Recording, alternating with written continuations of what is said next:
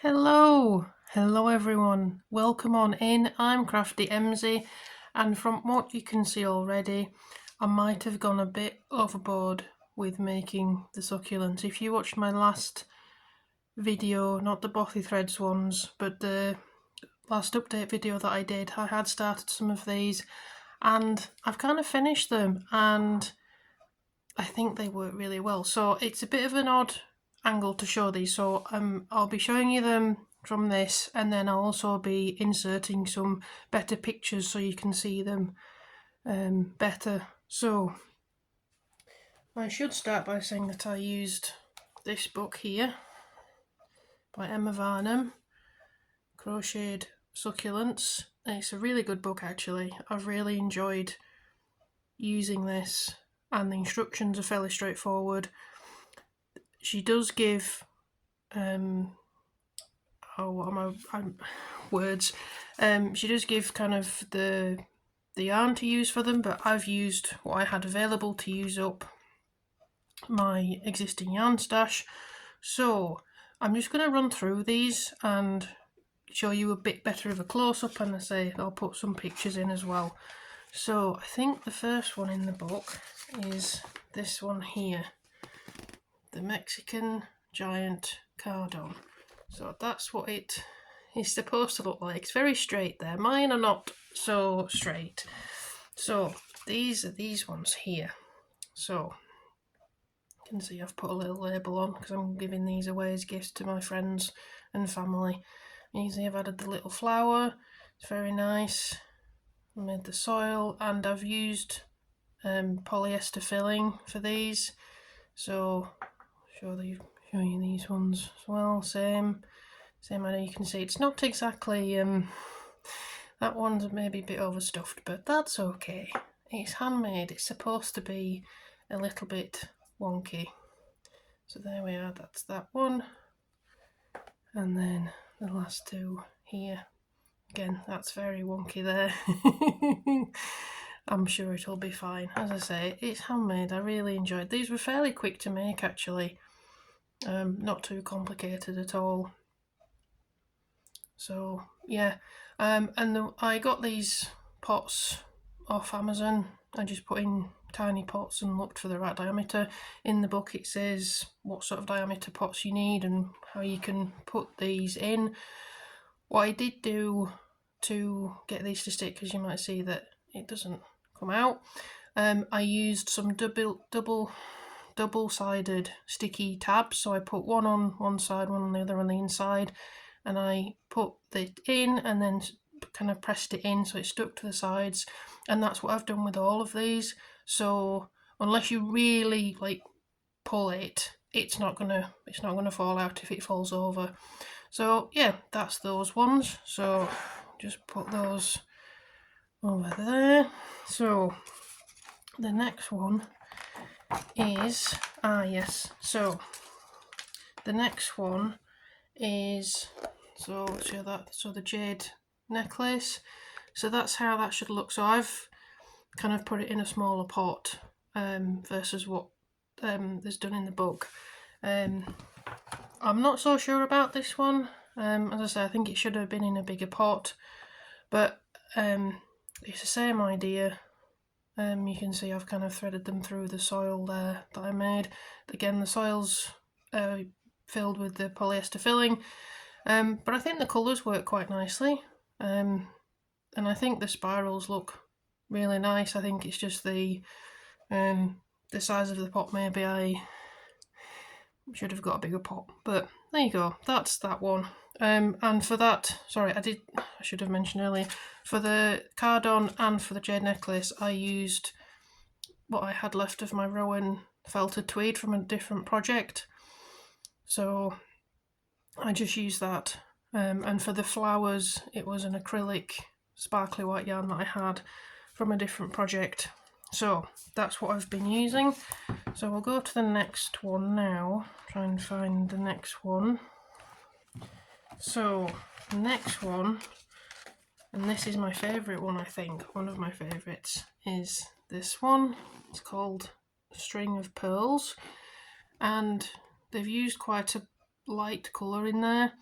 So I thought that I would use a really light coloured one, and even though the pot looks a bit big, I still think it looks really nice. So again, I've put the label on there so the person who I'm gifting it to knows what it is, and yeah, I think it's come out really well.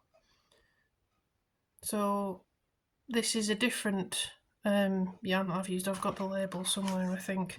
I can show you what it is, but I think this just looks really nice.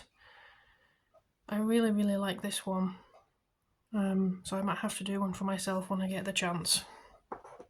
So, and then also you can see I've gone quite overboard with making these. I've made quite a lot.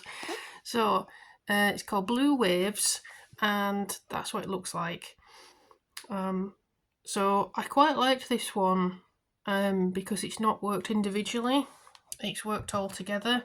So there's no kind of sewing different things together, it's all one piece. So there's 2 of these that I made, so that's these 2. Again, they've put the labels on, but again, you can see the difference in the size slightly from the different yarn that I've used. So if you were doing this and wanted a really big chunky one, you could entirely do that. You'd just need a bigger pot to put them in, essentially. But I mean, these yarns were, well, they're supposedly the same size, I think a size 3 or 4.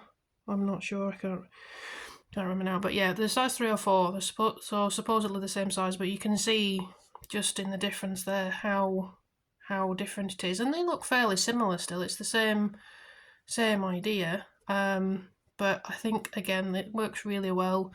I really like how they sit in the pot as well.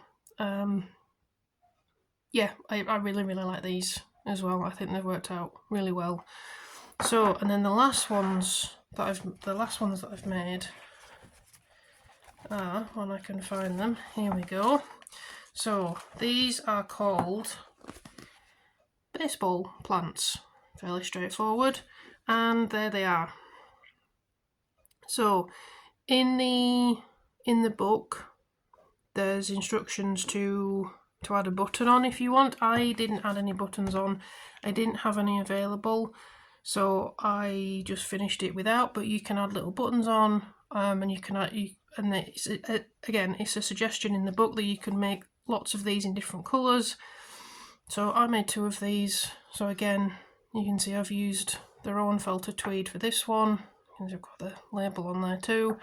And then this one is, oh, falling over, that's this one. So it's a wavy yarn, it's a mint yarn, yeah, size 3. So yeah, so you can see even with these 2 again, so if I hold them up, and I haven't like overstuffed one and not the other, that's just how they are, that's how it works up.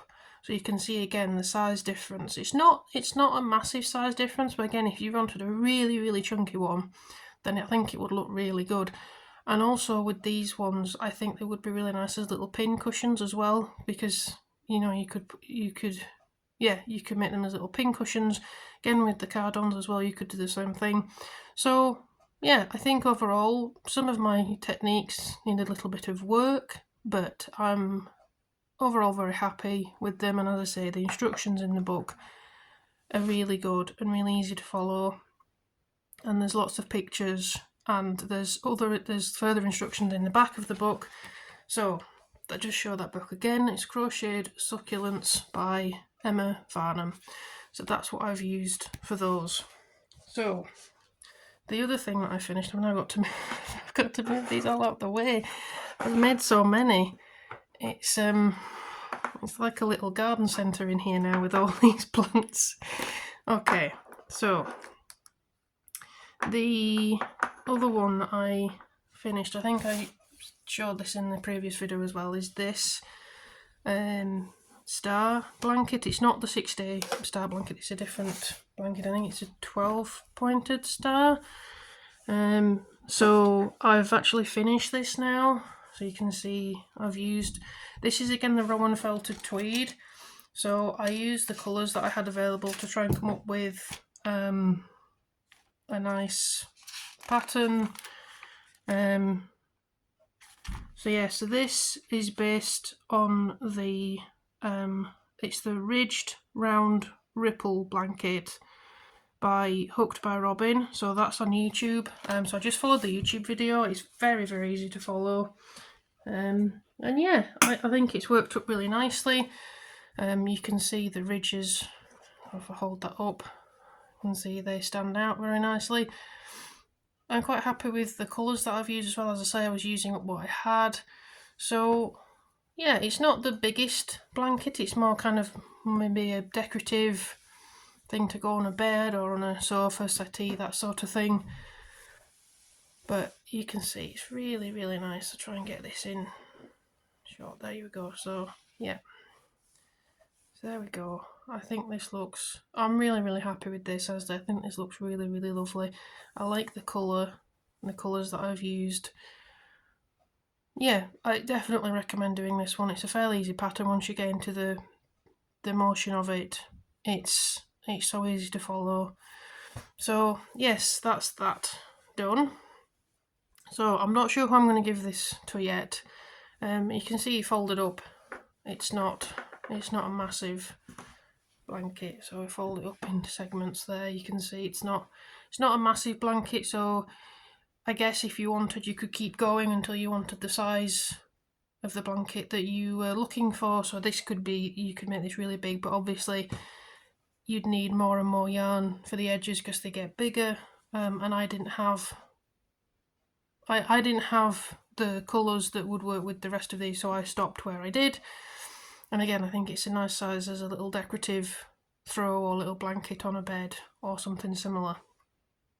So I think the last thing that I have today is, where have I put it? It's here.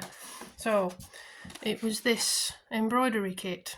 So I've never done embroidery before. I've done a lot of cross stitch, other sewing, but I've never done embroidery before. And I think I got this from Yarndale, the wool yarn convention in Skipton in the UK. I got this a couple of years ago and it's not quite finished, so I'll show you what I mean. So I managed to do all the embroidery itself, so I'll show you there. So there we go. So that's all embroidery. It's got a bit frazzled there, a bit bent out of shape, but I would say for my first go embroidery, that's not bad at all. I would say some of my French knots could use a bit of work, but I was really struggling getting the needle through this cotton at times, so I think that's why some of them look a bit odd. But yeah, I'm really happy with it. I do need to finish it. The frame does come with the kit, so I'll get that out so you can see. So that's the frame there. So obviously I'll put that in and then sew it up and put some felt on the back, so it is completely finished, because this is a gift for someone. But as I say, I've been too busy making succulents. I got really into that. But yeah, I think this is a really nice kit. The instructions are fairly straightforward. I think there's videos. I didn't watch them, but I think there's links to videos and things as well. So yeah, I really enjoyed this, and I think it's going to make a nice little Christmas present for someone. So that's it for me now. I think I'm very much in the Bothy Threads calendar, and there's a lot of cross stitch kits in there, so I really do want to get started on those if I can. I'm probably not going to get them finished before the end of the year, but there we are. So hope you enjoyed this video. I hope that you're getting on with your crafting, whatever it is, and I hope you have a lovely Christmas or lovely holiday, whatever you celebrate. And yes, I will see you in the new year. Alright, take care. Bye.